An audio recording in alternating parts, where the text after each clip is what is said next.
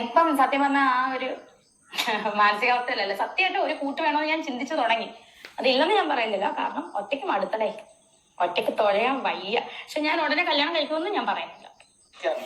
രേണുസുതി സംബന്ധമായിട്ടുള്ള കാര്യം സംസാരിക്കാനാണ് വന്നിരിക്കുന്നത്. അങ്ങനെ ചേച്ചിക്ക് ഒറ്റയ്ക്ക് തുഴഞ്ഞ് ചേച്ചിക്ക് അങ്ങ് മടുത്ത് കൂട്ടിനാരെങ്കിലൊക്കെ വേണോടേ എന്നൊക്കെ പറയുന്നുണ്ട്. ചേച്ചി ഇപ്പം അത് പറയുന്നത് ശരിയാണോ ചേച്ചി? സുധിച്ചേട്ടൻ എന്ന് പറയുമ്പോൾ വേറൊരാളുടെ കാര്യം ഒന്ന് ആലോചിച്ച് നോക്കിയേ, അത് തെറ്റല്ലേ ചേച്ചി? സത്യം പറഞ്ഞാലോ 24/7 എൻ്റെ സുധിച്ചേട്ടൻ എന്ന് പറഞ്ഞുകൊണ്ടിരിക്കുന്ന ഒരു വ്യക്തിയോട് അങ്ങനെ ചിന്തിക്കാൻ പാടുണ്ടോ ഗൈസ്? ഞാൻ അങ്ങനെ ചിന്തിക്കുന്നില്ല. തെറ്റുണ്ടോ? നിങ്ങൾ തന്നെ പറ ഞാൻ അങ്ങനെ ചിന്തിക്കുന്നില്ല. തെറ്റുണ്ടോ? 24 മണിക്കൂർ എൻ്റെ സുധിച്ചേട്ടൻ എന്ന് പറയുന്ന ഒരു വ്യക്തി വേറെ ഒരാളെ കെട്ടണമെന്നൊക്കെ പറയുമ്പോൾ അയ്യോ, എനിക്കത് ഓർക്കാൻ പോലും പറ്റുന്നില്ല. നിനക്ക് എന്താ പറയുക, സുധി മരിച്ചതിന് ശേഷം എന്തൊക്കെ കാണിച്ചു കൂട്ടിയിട്ടുണ്ട്, ഏതൊക്കെ രീതിയിൽ പോയിട്ടുണ്ടെന്നൊക്കെ അറിയാം. ഇപ്പം മടുത്തു അല്ലേ?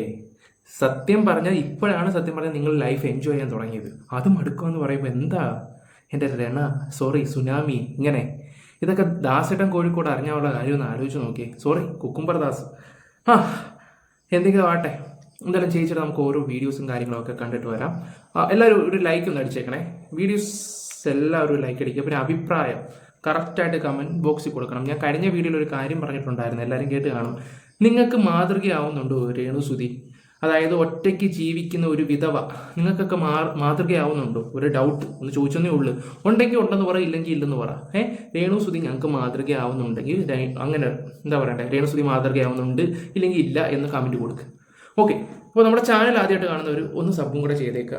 എന്തായാലും നമുക്ക് ചേച്ചിയുടെ അടുത്ത സംസാരം ഒന്ന് കേട്ടിട്ട് വരാം. ക്രിക്കറ്റ് കളി കളിക്കാറുണ്ട്. ക്രിക്കറ്റ് കളി കുഞ്ഞിലേ കളിച്ചിട്ടുണ്ട്. അല്ല, ഇപ്പം ഇന്ന് നമ്മുടെ ഫൈനലാണ്. അപ്പം സഞ്ജു സാംസൺ കളിക്കുന്നുണ്ട്. അപ്പം അതിനെ കുറിച്ച് ചേച്ചി കളി കാണാറുണ്ടോ? കുഞ്ഞിലെ പാകിസ്ഥാനും ഇന്ത്യ അമ്മയ്ക്ക് പേറ്റ് നോക്കും. അപ്പോഴവിടെ IPL ഇവിടെ ക്രിക്കറ്റ് കളി സഞ്ജു സാംസന്റെ കാര്യം പറയുമ്പോഴത്തേക്കാണ് അവള് ഇന്ത്യൻ പാകിസ്ഥാനും കഥയൊക്കെ പറഞ്ഞത്. എന്റെ പുള്ളിയുടെ ചോദിക്കുമ്പോൾ നിനക്കൊക്കെ ഒരു അറ്റ്ലീസ്റ്റ് ഒരു ക്വാളിറ്റി ഉള്ള ഒരു വ്യക്തിയോട് ചോദിക്കും, അതിനൊരു അന്തസ്സുണ്ടെന്ന് പറയാം. ഇത് അരിയതാ മണിയതാ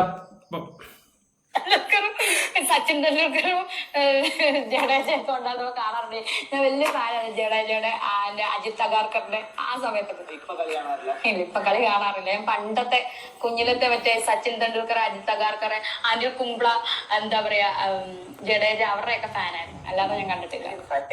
ചേച്ചി കുംബ്ല ഫാനാണല്ലേ? കൊള്ളാം. നല്ല കാര്യങ്ങളൊക്കെ തന്നെ. എന്തായാലും നമുക്ക് ബാക്കി കൂടെ കേൾക്കാം. നടത്തിയപ്പോൾ പോലും പല വീഡിയോയിലും പലരും കമന്റ് ആയിട്ട് പോയാലും വലുതായിട്ട് എത്രയോ നല്ല ആൾക്കാരുണ്ട്, ഇവിടെയാണോ കൊണ്ടുവന്നേ എന്ന് പലരും ചോദിക്കാൻ സാധ്യതയുണ്ട്. അത് പലരും അല്ല, നെഗറ്റീവ് പറയുന്ന ഒരു കൂട്ടം, കുറച്ച് പേരുണ്ട്.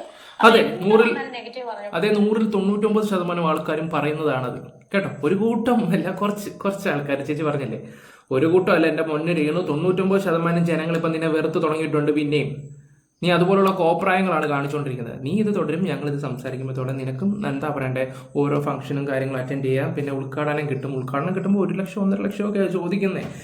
ചേട്ടാ എനിക്ക് 1 ലക്ഷം രൂപ തന്നാൽ മതി. കഥകളൊക്കെ കേൾക്കുമ്പോൾ ഫുൾ കോമഡിയാണ് കേട്ടോ. നമ്മുടെ ഒരു കൂട്ടത്തിലെ വേറെ ആരുമല്ല, നമ്മുടെ അതുലിന് കൊട്ടേഷൻ കൊടുത്ത ടീമാണ്.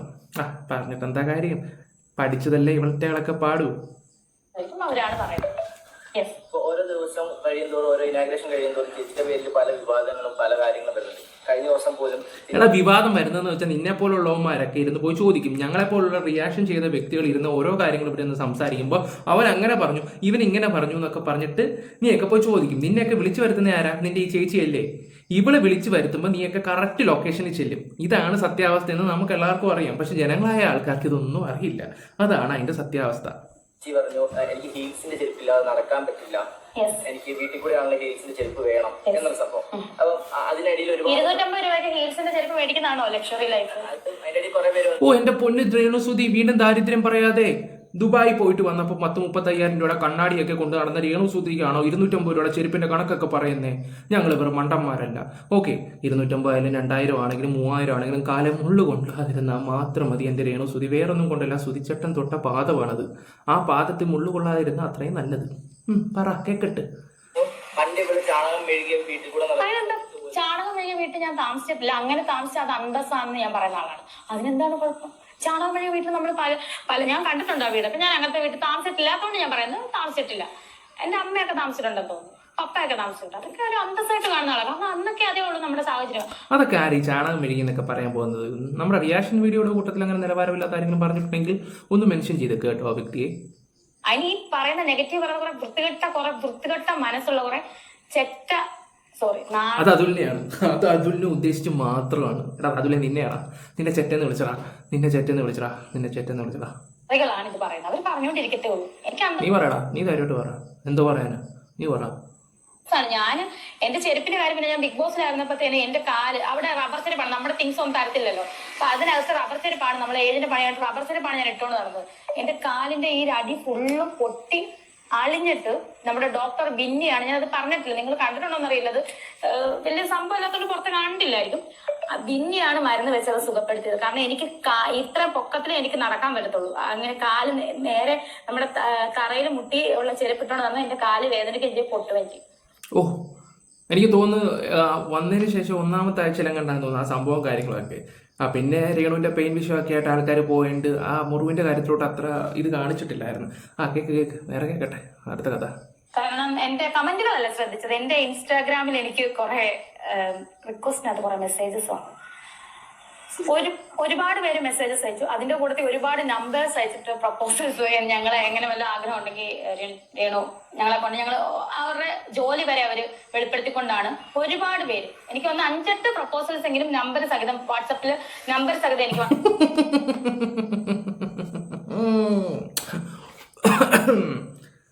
നമ്പർ സഹിതം വന്നു അല്ലേ? ഞാൻ വിശ്വസിച്ചു. എന്താ സത്യമൊന്നും ദൈവം തമ്പുരാനും നമുക്കും അറിയത്തുള്ളു. മനസ്സിലായി. പഴയ പരിപാടി ആയിരിക്കും, ഒന്ന് പുതുക്കാൻ വേണ്ടി വിളിച്ചതായിരിക്കും. ഞാനൊന്നും പറയുന്നില്ല എന്റെ കൃഷ്ണ. ഞാൻ വേണമെങ്കിൽ കാണിക്കാൻ പറ്റുന്നത് വേണ്ട അവരുടെ പേഴ്സണൽ കാര്യം. ചിലപ്പോ അവര് എനിക്ക് തമാശക്കിട്ടാണോന്ന് അറിയില്ല. ഞാൻ എന്തായാലും അവരെ കോൺടാക്ട്. ഓഹോ, തമാശക്കിട്ടാണല്ലോ അറിയത്തില്ലെന്നും എന്തൊക്കെയാണ് ഈ പറയുന്നത്? ഒരു ലോജിക്കുള്ള കാര്യങ്ങളൊക്കെ സംസാരിക്കുക. അല്ലെങ്കിലും അങ്ങനെയൊക്കെയുള്ള കാര്യങ്ങളൊക്കെ റിലീവ് ചെയ്യുന്നത് അത്ര മോശമല്ലേ? മോശമല്ലേ ചെയ്തത്? ഇൻസ്റ്റാഗ്രാമിലൂടെ എന്താ സംഭവം എന്ന് വെച്ചാൽ അവർ പറഞ്ഞു ഇങ്ങനെ ഞങ്ങൾക്ക് താല്പര്യമുണ്ട് ചെയ്യണു, കല്യാണം കഴിക്കാൻ താല്പര്യം ഉണ്ടെങ്കിൽ പറയുക, പിള്ളേരെയൊക്കെ ഞങ്ങൾ പൊന്നുപോലെ നോക്കിക്കോളാം, ഞങ്ങൾ ഇങ്ങനെ ഡിവോഴ്സ് ആണ്, അല്ലെങ്കിൽ വൈഫില്ല. ചിലവർ എന്റെ ഇളയത്തങ്ങൾ കല്യാണം കഴിക്കാത്തവർ വരെ പ്രപ്പോസൽസ് ആയിട്ട് വന്നിട്ടുണ്ട്. ഇപ്പൊ ഇതിന്റെ അടി കമന്റ് ഇവളെയോ എനിക്കറിയില്ല എന്താണെന്ന് അങ്ങനെ വന്നിട്ടുണ്ട്.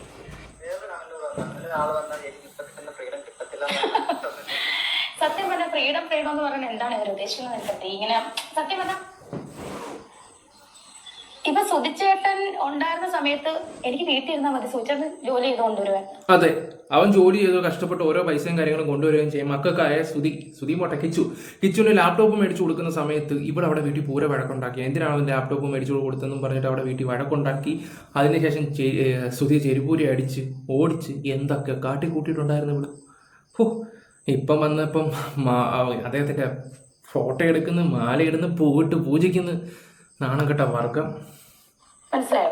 അല്ലാതെ ഞാൻ ഈ സെലിബ്രിറ്റി ആകാൻ വേണ്ടിട്ട് വന്ന ഒരാളല്ല.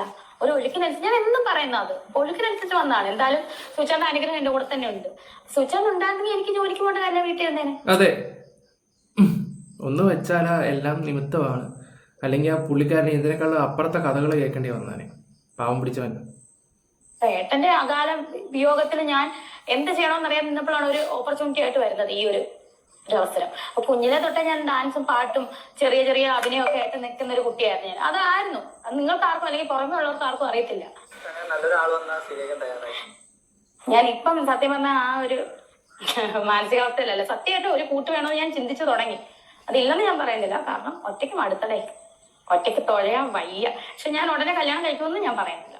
ഓക്കെ, ഇതിന്റെ മറുപടി ഞാൻ തുടക്കം തന്നെ വെച്ചതാണ്. ഞാൻ അതൊരു ഇൻട്രോയ്ക്ക് വേണ്ടി കൊടുത്തതാണ് ആ സംഭവം. ആ ഒരു ക്ലിപ്പ് സെന്ററിൽ വെച്ചിരിക്കുകയായിരുന്നു. ഇതിന്റെ കുറച്ച് മിനിറ്റും കൂടെ ഉള്ള ഒരു സാധനമുണ്ട് കേട്ടോ, ചേരാവെ കേട്ട് നോക്ക്.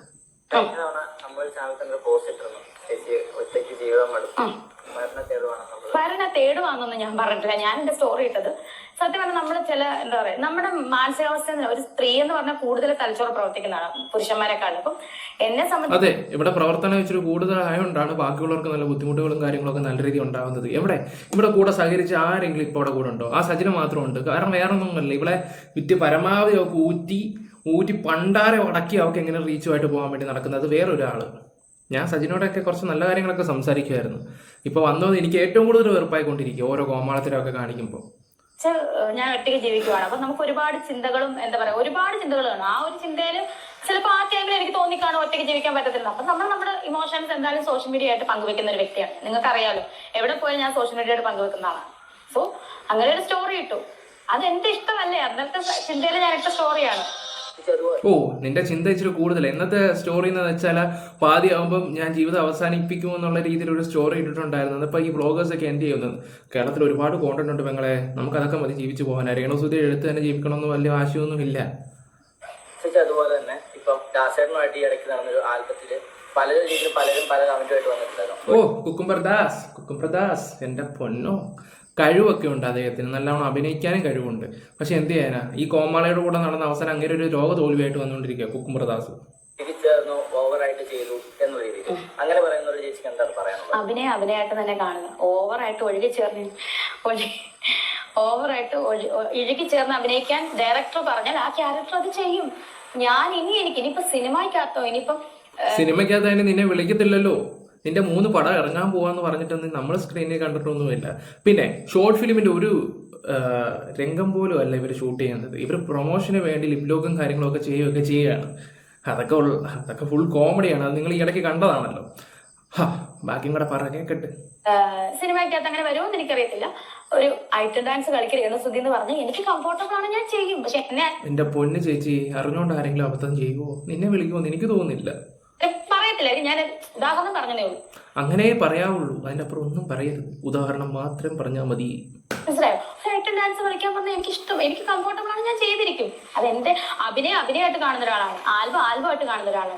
ജീവിതം അഭിനയം അങ്ങനെ കാണുന്ന ആളാണ്. ഇഴുകി ചേർന്ന് അഭിനയിക്ക് രേണു ചേച്ചിയും ദാസേട്ടനും ഇഴുകി ചേർന്ന് അഭിനയിക്കാൻ ആ ഡയറക്ടർ പറഞ്ഞെങ്കിൽ അത് ചെയ്തേ പറ്റത്തുള്ളൂ. ക്യാമറയ്ക്ക് മുന്നിലല്ലേ, പുറകിലല്ലോ.